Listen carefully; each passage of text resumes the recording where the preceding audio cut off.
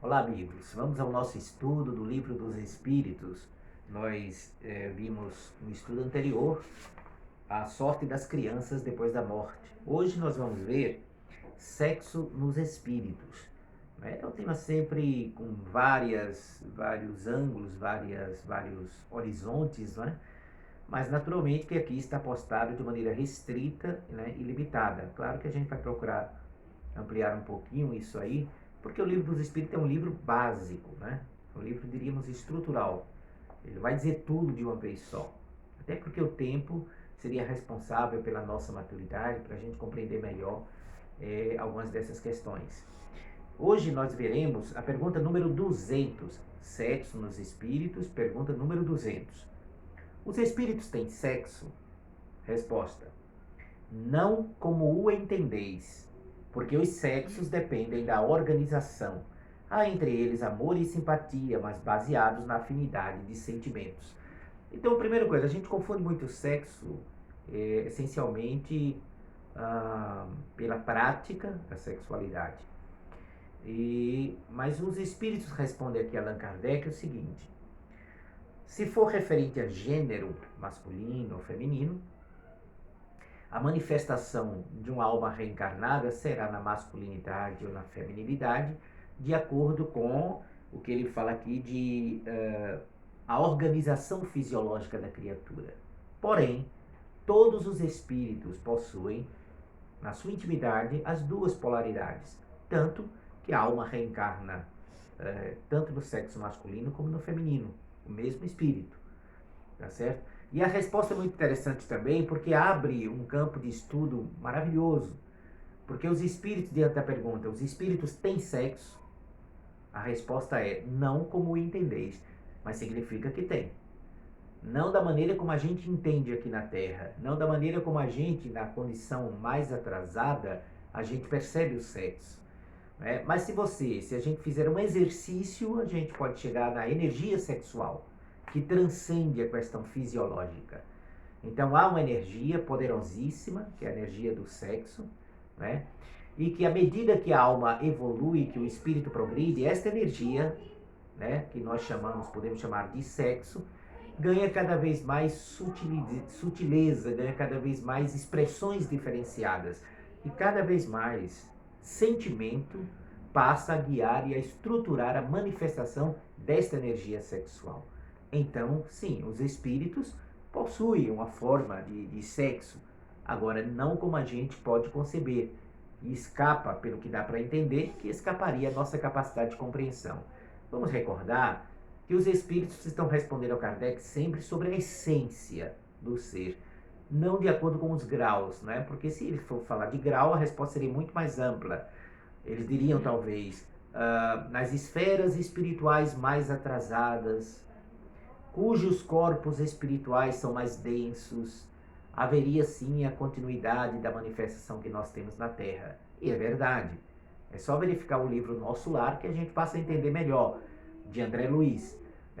Logo depois que a gente desencarna, a gente continua com a substância que a gente apresenta aqui. Ou seja, eu vou desencarnar e vou me apresentar com o corpo perispiritual com características da masculinidade. E assim outras pessoas também. Mas nós carregamos as duas polaridades. Agora, na realidade das altas esferas, transcende a nossa capacidade de entendimento como esta energia sexual se manifesta, claro que guiada ou representando o amor, e se em termos de forma isso teria uma diferença, saberemos à medida que a gente se espiritualizar. Vamos ver a questão 201. O espírito que animou o corpo de um homem pode animar em nova existência o corpo de uma mulher e vice-versa? Resposta: sim, são os mesmos espíritos que animam os homens e as mulheres. Então, o Espiritismo mostra, os espíritos revelam para Kardec que nós reencarnamos em ambos os sexos. Até porque o objetivo da reencarnação é alcançarmos a perfeição relativa, é progredir ao ponto de alcançarmos um nível de espiritualização em alto grau. E isso se faz quando a gente equilibra as duas polaridades. Se o espírito tem a polaridade feminina e masculina, significa dizer que existem aspectos que na feminilidade ou na masculinidade mais facilmente a alma exercita. Até que mais adiante, em esferas mais elevadas, essas duas polaridades elas se encaixam, elas se complementam e se equilibram de tal forma que para nós seria como se não existissem, ou para nós seria como alguma coisa indefinível. Então, veja como a gente está distante de compreender a energia poderosa do sexo e a gente compreender o processo de evolução. O espírito reencarna tanto quanto homem quanto como mulher. Agora, se ele reencarna uma reencarnação masculina, uma feminina, isso é que nós já temos algumas informações. Quase sempre nós passamos um período relativamente longo de reencarnações numa polaridade. Quase sempre. Não é regra fixa. Então, por exemplo, é muito comum um espírito ter 2, 3, 10 reencarnações num gênero, de acordo com as suas necessidades kármicas, de acordo com o seu aprendizado. Depois ele faz a inversão, a modificação. Mas há também casos e há notícias de espíritos que foram homens, reencarnaram como mulheres em outra encarnação, assim como ao contrário, foram mulheres e reencarnaram como homens na reencarnação seguinte. Isso depende muito da necessidade do espírito, depende muito do seu processo histórico, do seu processo evolutivo. Olha só a próxima pergunta. É a questão 202. Quando errante, que prefere o espírito, encarnar no corpo de um homem ou no de uma mulher? Isso tem a ver com a questão anterior. Resposta: isso pouco lhe importa. Vai depender das provas porque haja de passar. Então é aquilo que eu falei. Para o espírito, o importante é o seu processo de progresso. Quando a alma é muito atrasada, ele pode ser renitente à troca da sexualidade, da polaridade. Ele pode ser resistente. Mas dependendo das suas condições, isso pode até lhe ser imposta, porque nós já sabemos que existem as chamadas reencarnações compulsórias. Aquela que o espírito está tão atrasado na sua condição, que são os superiores que determinam como será a sua próxima encarnação. Mas se for um espírito em condição mediana, ele avalia, ele pondera e ele analisa as suas necessidades. Então, quando o espírito está minimamente esclarecido, para ele tanto faz nascer como homem ou como mulher. O importante é saber se aquela reencarnação vai lhe trazer o progresso necessário, a correção de rumo, se porventura ele precisar efetuar, e o desenvolvimento de suas potencialidades. Tá certo? Mas aí a gente tem um campo vasto de estudos na questão da força poderosa da sexualidade, que é uma força criativa, é uma força emuladora de qualidades. Na energia sexual nós encontramos as virtudes dos anjos, a sabedoria dos grandes gênios da humanidade. Isso tudo passa pela energia da sexualidade, que se manifesta na forma como também elemento capaz de reproduzir a espécie, mas também de permuta magnética entre seres que se amam.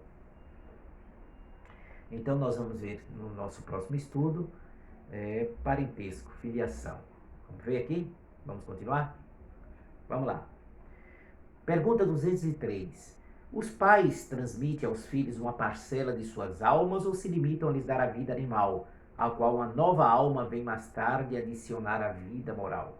Resposta: somente a vida animal, pois a alma é indivisível. Um pai estúpido pode ter filhos inteligentes e vice-versa. O que é que isso quer dizer, gente? Quer dizer o seguinte: qualidade moral não é hereditária.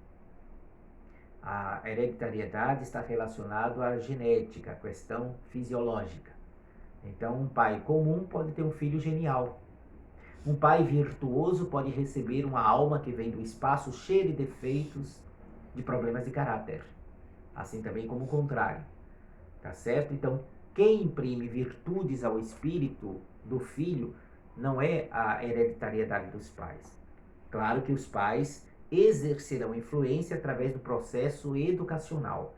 Os pais, que é uma das missões de pais e mães, podem e devem influir os filhos no seu direcionamento para Deus, para as virtudes, para o caráter ilibado.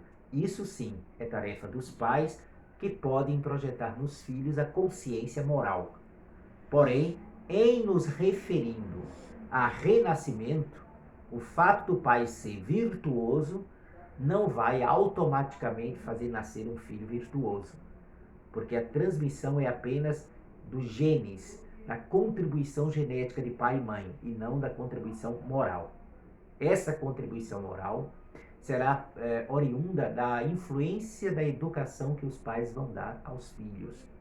E mesmo assim, muitas vezes, apesar dos pais se empenharem em educar os filhos numa visão de caráter mais avançado, muitas vezes os filhos caem no comportamento completamente oposto ao que desejavam os pais. Porque a conquista moral pertence ao espírito, nada tem a ver com a hereditariedade. A questão 204.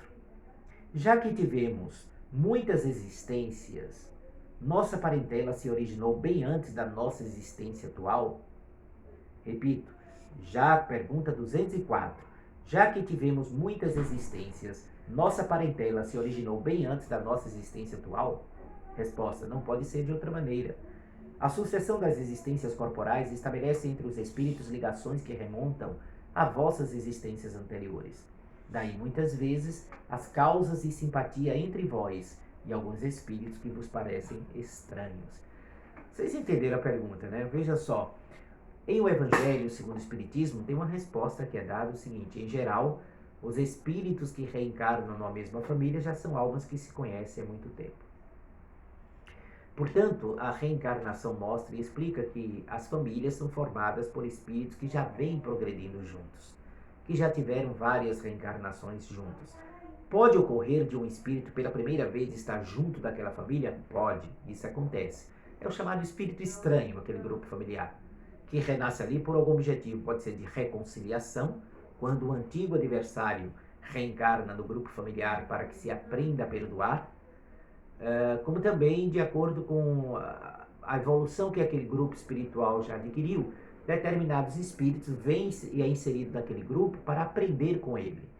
Então, há motivos para que um espírito estranho àquele grupo de almas reencarne junto a eles. Mas, em geral, a família é formada por almas que já se conhecem de algum tempo.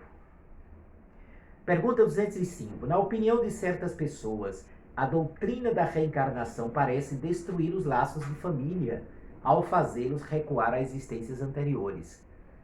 Essa é uma visão muito equivocada. Tem gente que diz assim, mas a reencarnação destrói os laços de família, porque você pode ter tido outros pais, outras mães. Pelo que eu já respondi na pergunta anterior, aliás, que os espíritos responderam, melhor dizendo, as almas que reencarnam na família são os mesmos espíritos que vêm reencarnando juntos. Muito pelo contrário, a reencarnação fortalece os laços de família, porque estreita cada vez mais e purifica o afeto entre aqueles mesmos espíritos que estão reencarnando juntos. E além de estreitar os laços de família, a reencarnação amplia a afetividade e aquele mesmo grupo espiritual, ao permitir que almas estranhas a eles possam cada vez mais vir se juntar. Então, não só fortalece os laços de família, como aumenta a família. Só o orgulho vai achar ruim que se amplie esses laços de família. Olha só, essa questão 205, olha como os espíritos responderam a Allan Kardec. A reencarnação amplia os laços de família, não os destrói.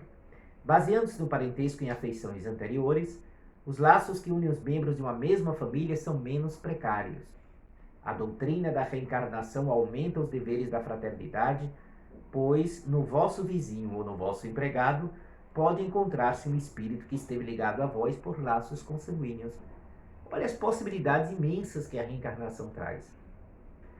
Às vezes uma alma afim, uma pessoa muito querida nossa, pode não nascer no grupo consanguíneo nosso, mas pode nascer nas proximidades ou chegar até nós. É aquela pessoa tão simpática à nossa vida que parece ser um familiar da gente. É um espírito muito querido que nasceu fora do nosso grupo por algum motivo específico e que nos reencontra ao longo da reencarnação. Kardec faz, não é uma pergunta, 205A é uma colocação que Kardec faz, 205A.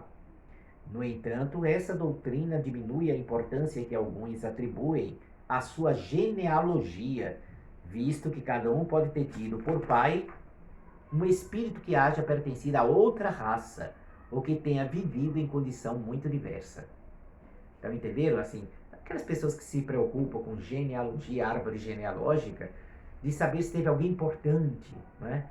Ou se alguém não muito admirado possa ter ligação genealógica com a nossa família. Os espíritos colocaram claramente. É verdade que isso pode acontecer, mas essa importância se baseia no orgulho. O que a maioria das pessoas venera em seus antepassados são os títulos, a posição, a fortuna. Um que se envergonharia de ter como ascendente honrado sapateiro se gabaria por descender de um nobre devasso.